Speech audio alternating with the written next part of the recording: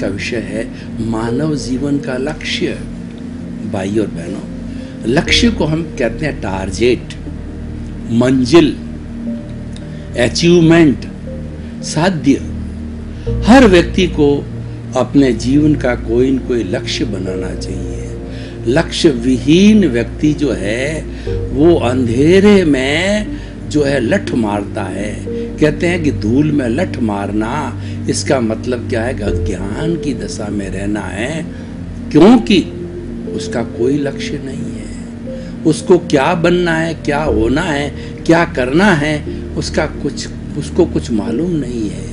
इसीलिए हमारे विद्वानों ने कहा है कि व्यक्ति को सबसे पहले लक्ष्य बनाना चाहिए, और लक्ष्य इतना बड़ा होना चाहिए कि हमारा हाथ भी नहीं पहुंचे उसके ऊपर। हम अगर हाई जंप करें तो हाथ भी नहीं पहुंचे, कोई चिंता नहीं है, परंतु लक्ष्य बड़ा होगा तो हमारी प्लानिंग बड़ी होगी, हमारे साधन बड़े होंगे, और अभ्यास करने के बाद में व्यक्ति उसमें पारंगत हो जाता है। इसीलिए हमारे दो तरह के लक्ष्य होते हैं, एक भौतिक लक्ष्य होता है और एक हमारा आध्यात्मिक लक्ष्य होता है। आध्यात्मिक लक्ष्य भीतर का लक्ष्य होता है और भौतिक लक्ष्य है हमारा बाहर का लक्ष्य होता है, क्योंकि हम दोनों जगत का जो है रसास्वादन करते हैं। ऐसा कभी नहीं आता है कि वो हम केवल एक ही जगत में रहते हैं तो हमारा अनबैलेंस हो जाता है। अच्छा जीवन जीने के लिए हमें बैलेंस करना चाहिए। बैलेंस के लिए जो वैज्ञानिक लोगों ने, मैथमेटिक्स वालों ने जो है वो सेंटर ऑफ ग्रेविटी का सिद्धांत दिया है। देखिए कि मैं चल रहा हूँ, सीधा सीधा चल रहा हूँ, तो इसका मतलब क्या है कि मेरी एक सेंटर ऑफ ग्रेविटी है जो मुझे सीधी सीधी चला रही है, और अब मैंने सीधा होकर के थोड़ा टेढ़ा हो गया मैं, तो centre of the gravity disturb हो गई, और सेंटर ऑफ ग्रेविटी डिस्टर्ब होने के कारण मैं गिर सकता हूँ। व्यक्ति गिरते क्यों हैं चलते चलते, कोई ट्रेन चलती चलती टकरा क्यों जाती है, ये हमारे सुनामी है, अतिवृष्टि, अनावृष्टि, प्लेग, महामारी जो भी कोरोना की है, इतनी बड़ी वैश्विक महामारी आई है, तो ये आने का कारण ये कि हमारी सृष्टि की सीजी, हमारे पृथ्वी की सीजी, हमारे ब्रह्मांड की सीजी, सेंटर ऑफ ग्रेविटी हिल गई, अपनी चूल से, अपनी कील से हल गई। इसीलिए यह हमारा विभाव आया।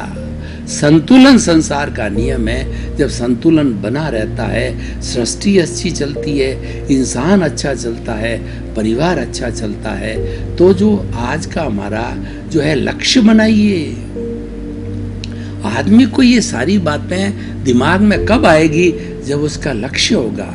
भौतिक जगत के अंदर कोई व्यक्ति ये लक्ष्य बनाता है, मुझे अच्छा इंजीनियर बनना है, मुझे अच्छा डॉक्टर बनना है, मुझे अच्छा नेता बनना है, मुझे कुबेरपति बनना है, मुझे अच्छी गृहिणी बनना है, ये लक्ष्य हो गया।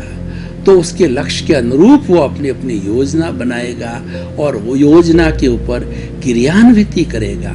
हमारी भारतीय संस्कृति के अंदर 3 शब्द इसी से जुड़े हुए, लक्ष्य से जुड़े हुए बहुत सुंदर जो है हमारी प्लानिंग के विषय है।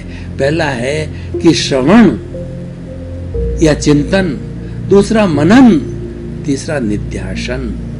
श्रवण, चिंतन, मनन और निध्यासन। उदाहरण के तौर पर मान लीजिए किसी व्यक्ति को फैक्ट्री लगानी है, तो सबसे पहले वो चिंतन करेगा कि मैं किस चीज़ की फैक्ट्री लगाऊं। तो वो चिंतन करेगा कि मेरा इतना साल का अनुभव कपड़े का मेरा अनुभव है, तो मुझे कपड़े की फैक्ट्री लगानी चाहिए।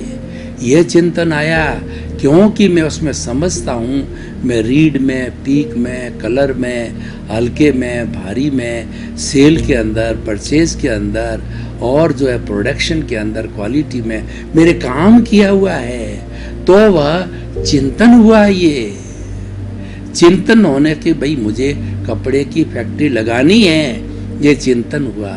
उसके बाद में मनन होगा कि कपड़े का फील्ड तो बहुत बड़ा है, तो हम मनन करेंगे कि कॉटन की लगावें या हम पॉलीथीन की लगावें, हम पॉलिस्टर की लगावें, और हम जो है डाइंग की करें, प्रिंटिंग की करें, उसकी गहराई में जाता है, उसका ज्ञान करता है। ज्ञान करने के बाद के अंदर वो किसी नतीजे पर पहुंच जाता है कि मुझे कॉटन इंडस्ट्री में जाना चाहिए, कॉटन इंडस्ट्री लाभदायक है और ये चिरस्थायी है, स्वास्थ्य के लिए अच्छी है, तो वो कॉटन का काम चालू करता है। ये मनन हो गया।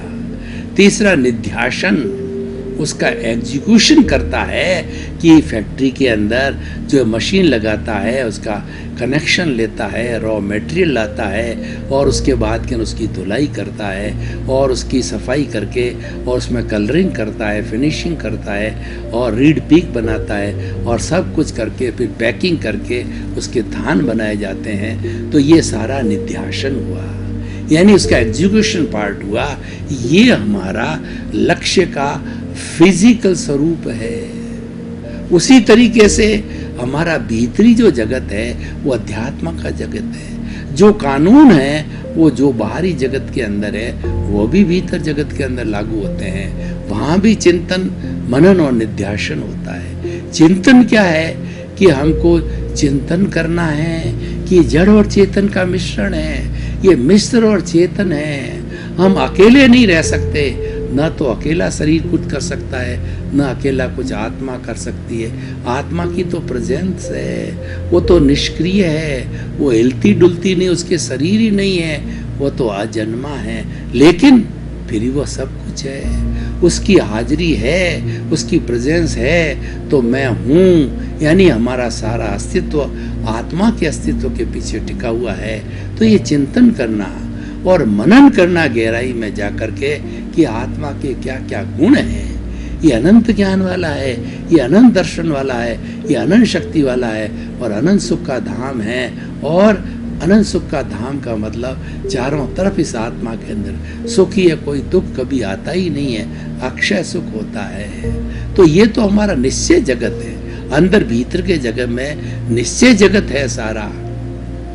लेकिन जो हम ये कर रहे हैं, ये हो रहा है, ये करना पड़ेगा, इससे व्यक्ति बच नहीं हो सकता है। ये हम कर नहीं रहे, ये हम हो रहा है। मैं आपको उदाहरण बताना चाहता हूँ कि हम घर में अपनी पत्नी के साथ के अंदर कभी भी झगड़ा है, नोक झोंक नहीं करना चाहते हैं, लेकिन किसी बात को लेकर के उसने खाना अच्छा नहीं बनाया, चाय अच्छी नहीं बनाई है, तो हम उस पर बरस पड़ते हैं। ये हो गया, हम करना नहीं चाह रहे थे लेकिन ये हो गया, क्योंकि ये हम पूर्व में साथ लेकर के आए थे। तो ये हमें समझना पड़ेगा कि ये हमारा मन वचन काया रूपी जो पुतला मिला है, पिछले जन्म के कर्मों के भुगतान के लिए मिला है और एब्सोल्यूट रूप से ये जड़ है, लेकिन ये आत्मा की हाजिरी से मिश्र चेतन बन गया और वही इसको मोटिवेट करती है, वही इसको चलाती है और वही इसको शक्ति देती है। सब कुछ आत्मा है, वह एक शक्ति का पुंज है और हमारे शरीर की एक एक कोशिका जो है शक्ति मिलती है वो आत्मा से मिलती है।